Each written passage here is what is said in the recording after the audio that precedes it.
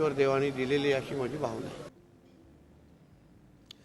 बंदरं, जहाज बांधणी आणि लॉजिस्टिक्स ही क्षेत्र देशाच्या अर्थव्यवस्थेची जीवनवाहिनी असल्याचं केंद्रीय वाणिज्य आणि उद्योग मंत्री पियुष गोयल यांनी म्हटलं आहे.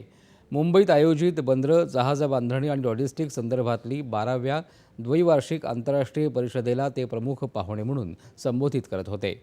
व्यापार हा प्रवाही असून जहाज बांधणी क्षेत्रामध्ये भारताला जगभरातील संधींशी जोडत असल्याचं ते यावेळेस म्हणाले.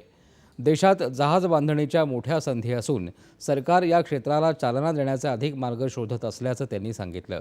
भारतात जहाजांचं फ्लॅगिंग आकर्षक बनवण्यासाठी उद्योग क्षेत्रानं उपाय सुचवावेत असं आवाहन त्यांनी केलं.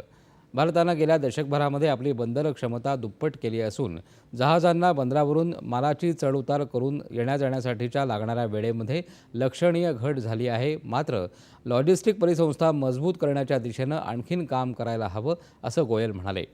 या क्षेत्रातील नाविकांची वाढती मागणी पूर्ण करण्यासाठी हायब्रिड पद्धतीनं प्रशिक्षण देण्याची गरजही त्यांनी व्यक्त केली. कंटेनरची मालकी, कंटेनर उत्पादन, वेगवान निर्यात, गर्दी कमी करणं या क्षेत्रांमध्ये सुधारणांची आवश्यकता असल्याचंही त्यांनी सांगितलं. केंद्र सरकारकडून देण्यात येणाऱ्या किसान क्रेडिट